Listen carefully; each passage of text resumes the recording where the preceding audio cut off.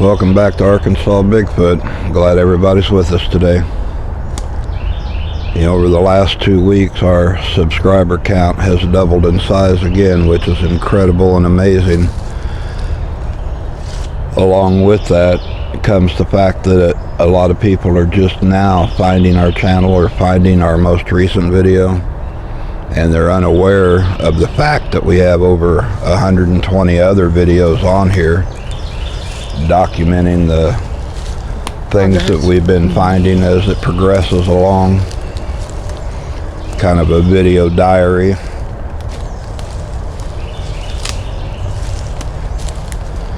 I get a lot of comments about try this or try that, and we already have. If you go back and look through the videos, we've tried everything back here. We've got photos of footprints. We've got plaster casts of footprints. We've got hair samples. We've got scat samples. We've got photos of what was the juvenile that we called Junior, that I'm not going to call a juvenile anymore. He's an adolescent. He's a big boy. But we've got photos of him about 60 yards away from us, waiting in the tree line for us to leave the apples and the treats in the gifting trees and move away so he can get to it. And sometimes closer. Well, there's the cast that we poured the other day when we were filming the episode of the games that Sasquatch plays. I wanted you guys to see it after we got it out of the ground and got it cleaned up. I think my plaster was a little thick. It didn't run into all the cavities the way that it should have. But we're just a little over 16 inches in length and right at 7 inches across. There's some of the hair from the box.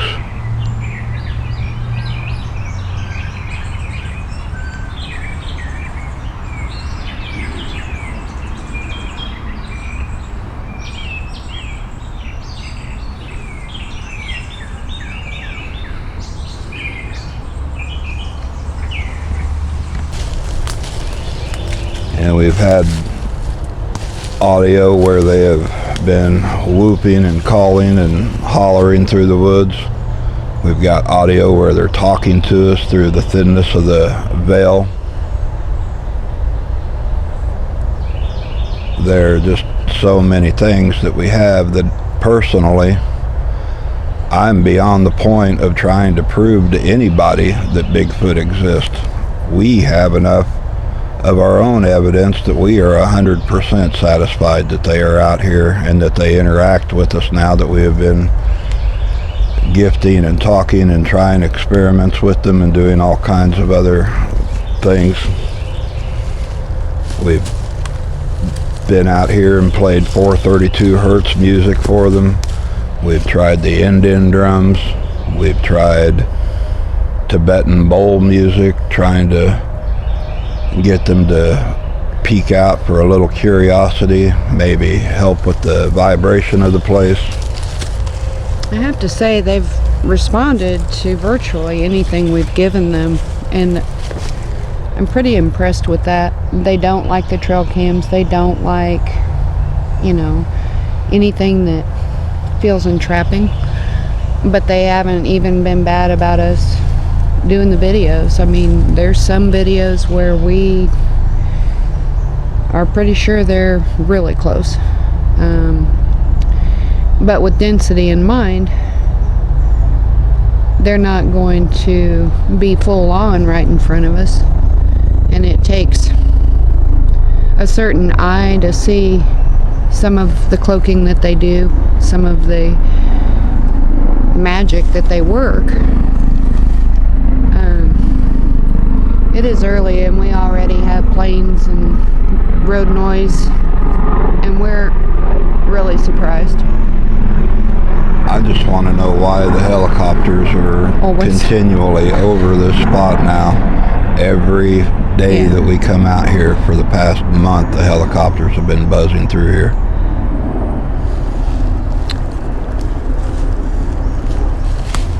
But we've got a little one, and it actually was caught on one of the videos for Into the Veil when we were doing, I think it was the first one with the rods.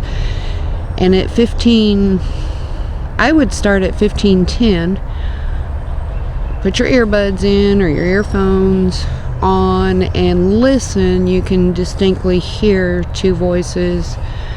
One sounds very familiar, and it sounds like Junior. And then the other one, we feel it sounds like it might be the baby replying back to him. And I thought it was pretty incredible. That was not what we were looking for, and we've picked up their curious cats, and we picked up some visual of them on there also. But these younger two definitely are not as shy as we would expect, so we're always looking now. Obviously electronics will catch what the naked eye won't, but so with that being said, this is a area of high strangeness, and we are definitely in the woo factor. yeah, If that's not your bag, well, we have to be. there's other videos that are out there you can watch. Well, we just have to be This is such an anomalous place. We've Yeah. caught apparitions on camera. We've just incredible amounts of energetic activity back here that's beyond explanation.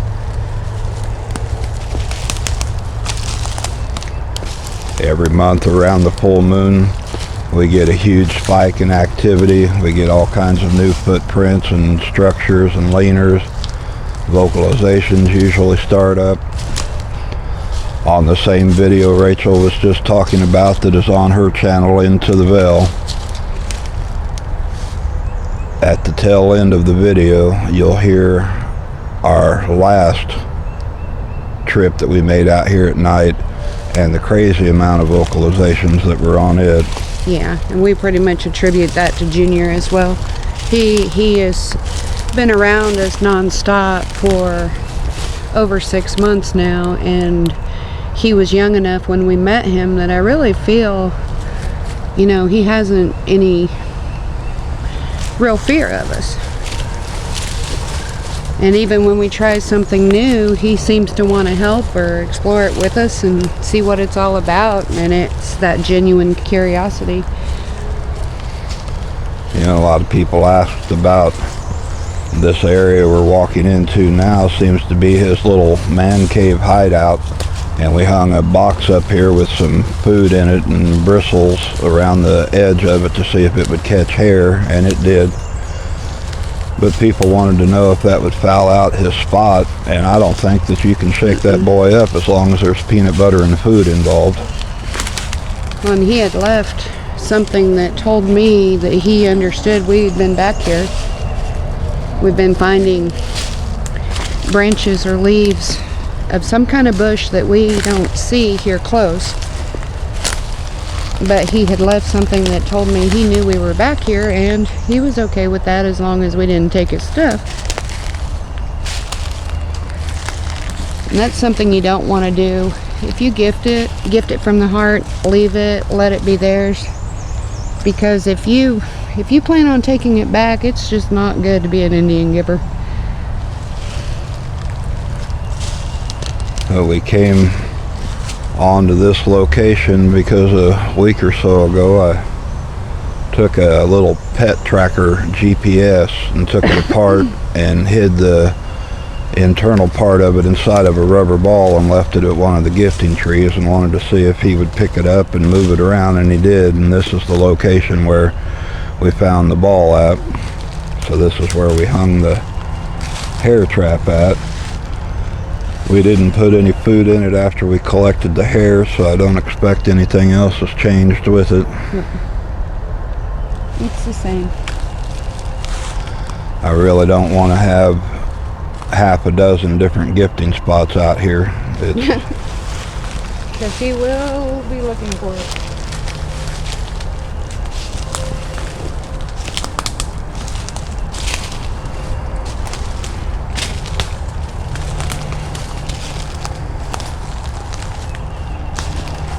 But all of this adventure started back in early fall.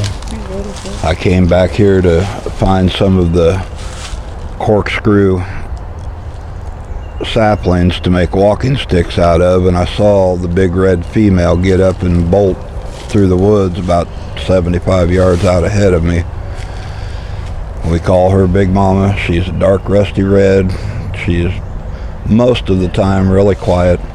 You'll hear her imitate sounds of owls or whistles or things like that, but she doesn't really make yells or screams. Now Junior, he's all over the place with that.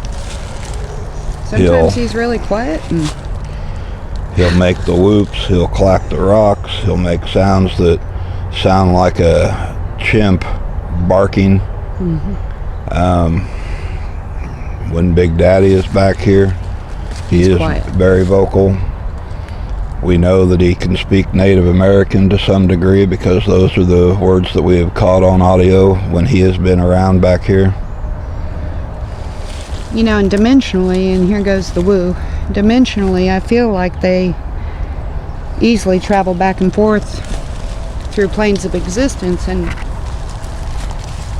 it's an area where we've even picked up images of what look like Indians on video, and they're almost, you have to really look sometimes and decide, is it pareidolia or are you really seeing this image? There are some of these images I cannot chalk up to pareidolia, but you know, it makes you wonder if they don't, in their lack of ability to communicate, if they don't have the means of using another energy that might be able, you know, this has been a perfect combination for us out here. These people are incredibly intelligent, their humor is above board, and they're always teaching us something. Sometimes we get frustrated because we've been on a certain trek for maybe a number of days or weeks, and we're thinking, okay, where's it going to go from here? Well, honestly, we don't ever know. But it seems like when we're at that place, they start showing us what their desire and intention is also. But they have to make sure we're ready for that, that you're ready for that, because they are well aware of what we are doing with this information. Do not be deceived in thinking they don't know, because they do.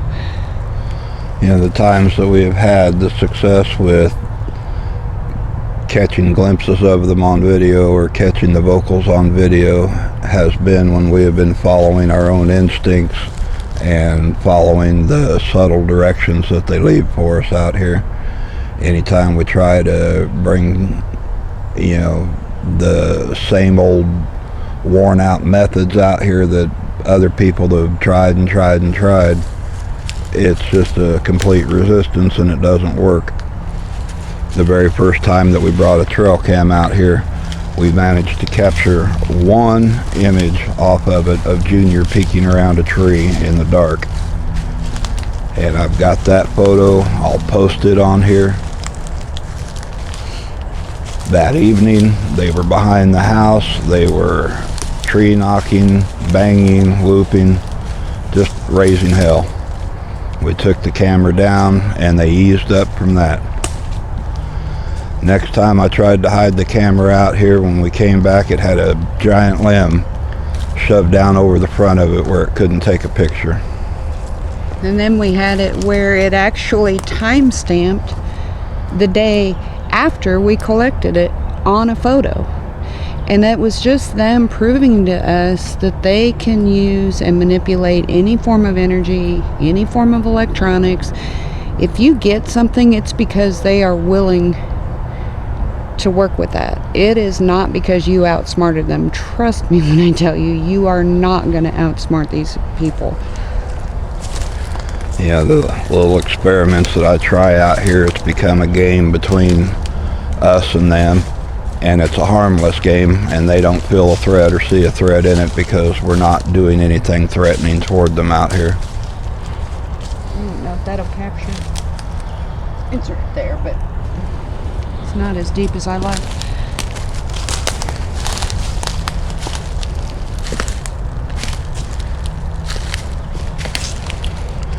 If there are times when they don't want us to come back here when they're doing whatever it is that they're doing, there have been nights where we've tried to come back here and sit and just run the voice recorders and listen, and we've been ushered out of the woods because it wasn't our time to be back here. When they're very tribal people, they, I believe, have customs and ceremony and, you know, events that we would not practice necessarily with our modern age, but they still do. And part of how we've built this relationship is through pure respect. We're not going to bull in, whether we understand what they're doing or not. We're not going to bull in on their space. This is their house. This is, you know, all the glyphs that we find on the ground and a lot of the structures, that's a form of writing, that's a form of communication. These are not stupid animals running around in the woods like a bear. I mean, if it were just something that simple, we would have already had specimens laying in the lab. They are highly intelligent. They have got abilities that are beyond most people's conception. and I think they really want to teach us about these things, but we're so caught up in proving this and proving that and getting this physical evidence, and yes, that's important, but we're missing the bigger picture, guys. The bigger picture is that they have this unbelievable well of knowledge. It's this resource that you are not going to find online. You are not going to find it through another person. Even the most evolved human being, perhaps Sadhguru or something, could take you to these places. But what is your chance of sitting face to face with them and getting the knowledge that it's pretty much undefinable? They communicate through feeling. There's times we've been back here where we've just been washed over with this immense feeling of acceptance. Other times when they haven't wanted us here, it's not so much of a fear as it is not now, not yet. Yeah, it's not angry, it's just very clear. They've had ample opportunity to do harm to us a lot of times back here and have always chosen not to do that. People want to make them out to be this great big horrible monster lurking in the shadows that's going to bite and eat your head off. I believe that they have that capability. They can feel the intentions of the people in their environment, and they can feel the energy of the people in their environment, and when you are of that energy, they are going to reflect back what they are feeling. They are a very big mirror, you know, and that's something I'd like to explore on Into the Veil, is mirroring and the way that the universe does mirror us. But these guys are that proverbial mirror. These guys are amazing in that your receptivity, your ability, it goes between your ability to comprehend and what's the word I'm looking for? Your ability to comprehend and process the information that's given to you, because they're not going to give you more than you can handle. The universe doesn't work that way. These people don't work that way, and I feel that there's certain things they even have to get permission on before they bring them to us, to make sure that it's in line with our path, in line with our learning and our purpose. You know, whether that's a very personal one or something for public or anything, it does not matter. But, you know, it's just not as easy as, well, I'm going to go to the woods, I'm going to take a gun, I'm going to shoot a Bigfoot, I'm going to prove they exist, and then what? And then what are you going to do? At the end of the day, even if you physically prove that these people exist, what are you gonna do? Because they're here for a purpose. They are here for other things. I've got all these tore down. Wow. That's a pretty good sized limb. You know, physically, when you see them in the woods, their appearance is very off-putting.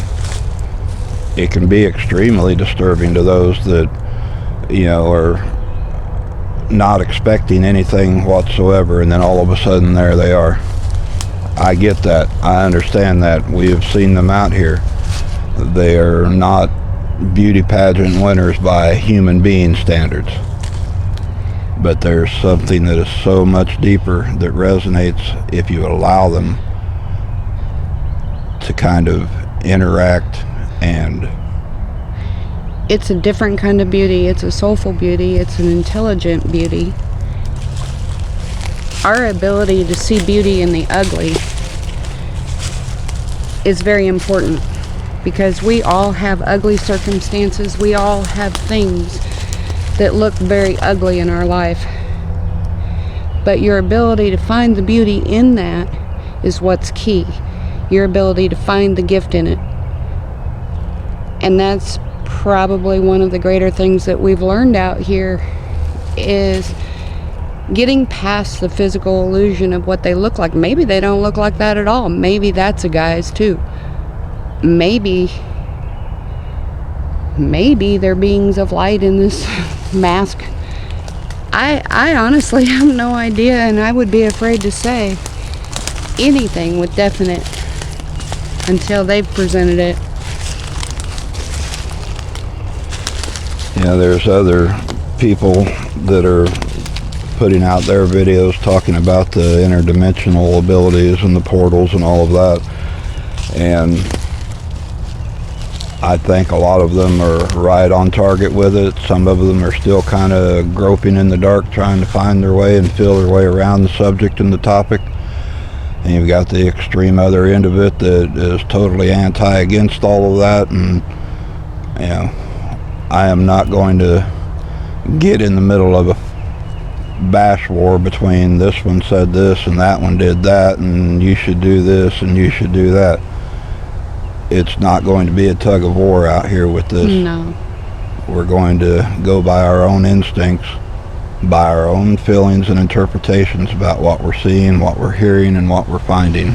Well, and the thing for everyone to understand is each person's experience is going to be different. Each person, that's just like saying your life is identical to my life. That would be, and there's no way for any of this to be a duplicate. They're not a clone. They're a people. And it's time for everybody to start looking a little deeper and realize what the bigger picture is. Realize how much more they are than just the animal. Yes, they're an animal just like we're an animal. But we've got to level up a little bit. I mean, this is the year 2020, and we're still acting like they did in the 1800s about this stuff sometimes. And it's sad to me that we haven't evolved a little more than that. With that being said, there are a lot of brilliant minds out there that do have their own revelations with it, you know, and they've taken it to those deeper places. But most people are afraid to know. They want to speculate, they want to know on the surface, but when it comes down to these people really showing them anything, they really are afraid. And that's okay. Admit it.